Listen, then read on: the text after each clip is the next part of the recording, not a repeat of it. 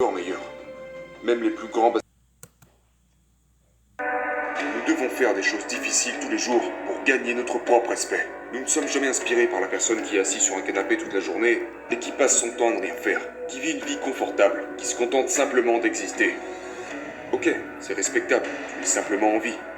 Mais en quoi as-tu contribué? En quoi as-tu multiplié tes compétences pour servir quelque chose de plus grand, quelqu'un de plus grand ou quelque chose de plus grand? Découvrez vos propres talents et ce pourquoi vous êtes doué pour poursuivre vos rêves. Et dans cette poursuite, ayez le maximum d'impact sur les gens autour de vous. C'est ça la grandeur.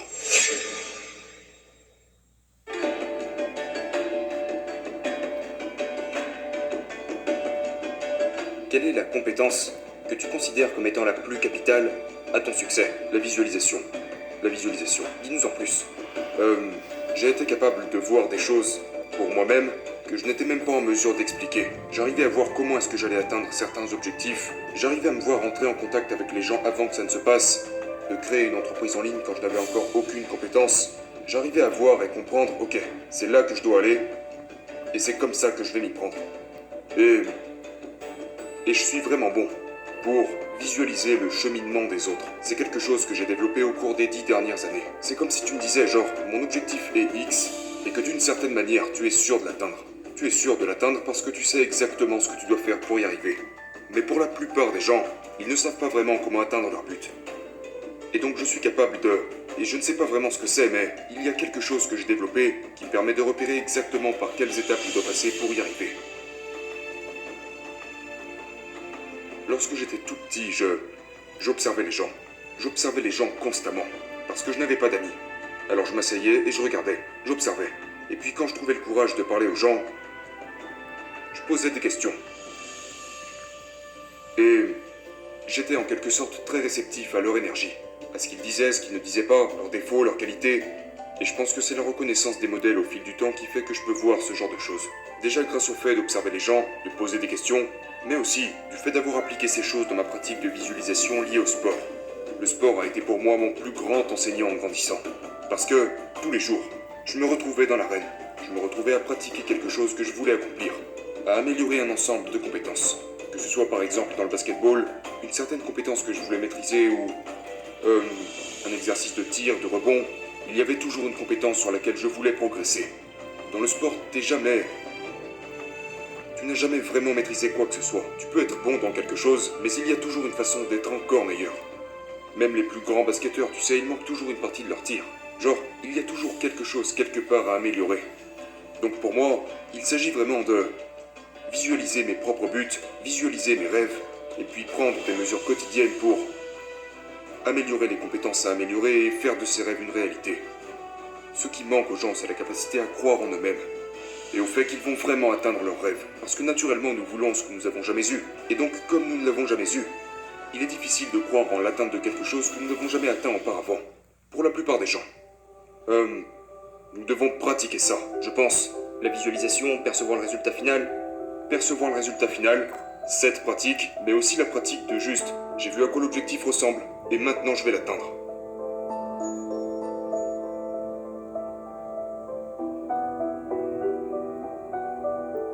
Je pense que j'étais...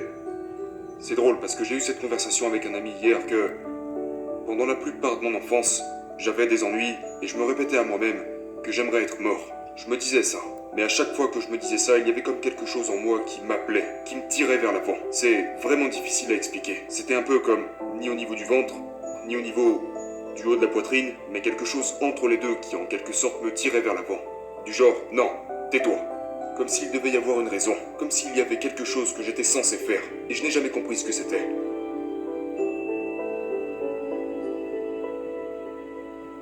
J'ai commencé à ressentir ça quand j'avais 5 ans. Et je me souviens, je ressentais ça de manière constante tout au long de la journée. Et je le ressens encore aujourd'hui.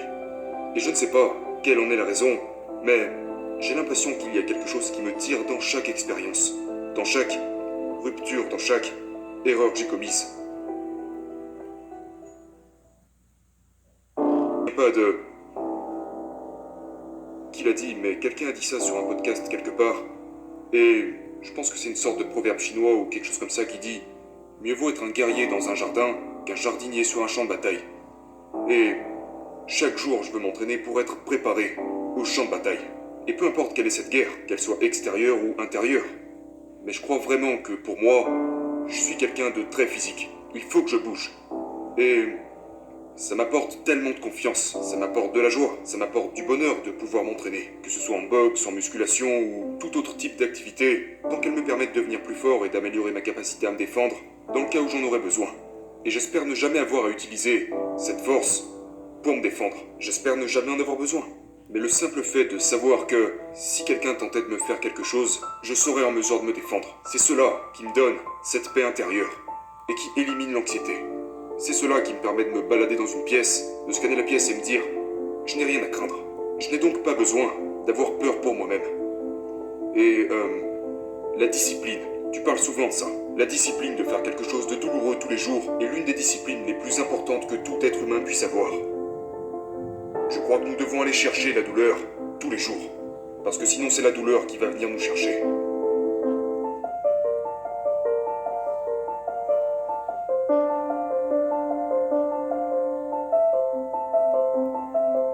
Maintenant, je ne dis pas que nous devons souffrir 80% du temps, mais peut-être 1 heure, peut-être 30 minutes. Prenez ce temps et faites quelque chose qui vous donne envie de vomir, qui vous donne envie d'arrêter, qui vous donne envie de vous détendre. Parce qu'ensuite, quand les choses deviendront difficiles, vous serez alors détendu. Mais, je veux dire, l'entraînement physique ne suffit pas.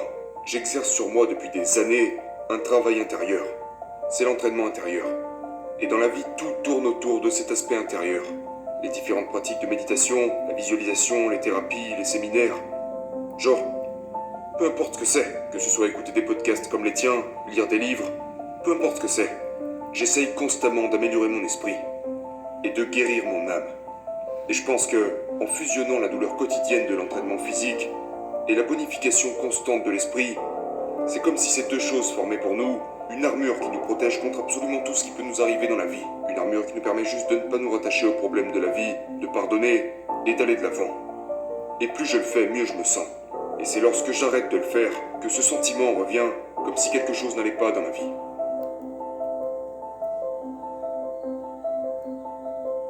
Une partie de ma vie était complètement axée sur le physique. Alors j'ai eu des résultats physiques, mais je continuais de souffrir, émotionnellement. Puis ensuite j'ai commencé à guérir le côté émotionnel et je me suis rapidement senti en paix. Ensuite j'ai réalisé, ok, je n'ai pas l'impression d'être si intelligent. Très bien, alors laissez-moi apprendre. Laissez-moi améliorer mon état d'esprit, acquérir de nouvelles compétences. Ensuite je me sentais plus confiant. J'avais augmenté mes facultés mentales. Et je me sens juste tellement mieux chaque jour en sachant que j'ai fait ce travail.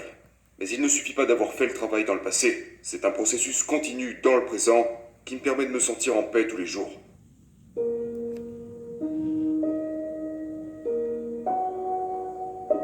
Depuis 20 ans, je veux apprendre l'espagnol. C'est vraiment quelque chose qui me tient à cœur. Et tous les ans, à chaque fin d'année, quand je fais le bilan, j'analyse quelles sont les choses dont je suis fier et quelles sont les choses que je n'ai pas fait et que j'aurais voulu faire. Et depuis 20 ans, une chose revient toujours dans cette liste, et c'est apprendre l'espagnol. Et je me disais toujours que je peux passer par des traducteurs, que je peux utiliser des applications, qu'il me suffit de prendre une photo et traduire automatiquement ce que j'ai envie d'apprendre et tout ça, mais j'en revenais toujours au fait que, oui, ça peut suffire, mais je ne serais pas fier de moi. Sachant que je ne construis pas de nouvelles compétences pour moi-même. Genre, si j'emprunte le chemin de la facilité, je ne parle pas du fait que ce soit bien ou mauvais, mais je sais ça. Et ce sentiment me poussait toujours à apprendre cette chose. C'est pourquoi l'année dernière, je me suis dit, tu sais quoi, tu vas te trouver un coach, que tu payeras à l'avance, et tu vas prendre des cours chaque semaine pendant les 12 mois à venir. Donc aujourd'hui, cela fait juste partie de mes activités quotidiennes.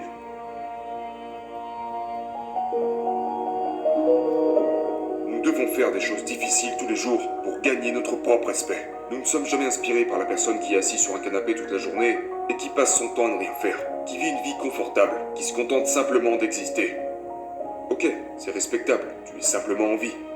Mais en quoi as-tu contribué? En quoi as-tu multiplié tes compétences pour servir quelque chose de plus grand, quelqu'un de plus grand ou quelque chose de plus grand? Et donc pour moi, je veux pouvoir être fier de moi. Je veux pouvoir être fier des choses que je dis et de la façon dont je m'y tiens. Je veux être intègre avec moi-même. Je veux être fier du travail que j'ai accompli, de la créativité que j'ai exprimée. de la façon dont je traite et m'occupe de mon corps, de la manière dont je traite et me comporte avec les autres. Je veux être fier de toutes ces choses à la fin de la journée. Parce que, je ne sais pas, c'est juste quelque chose qui a du sens pour moi.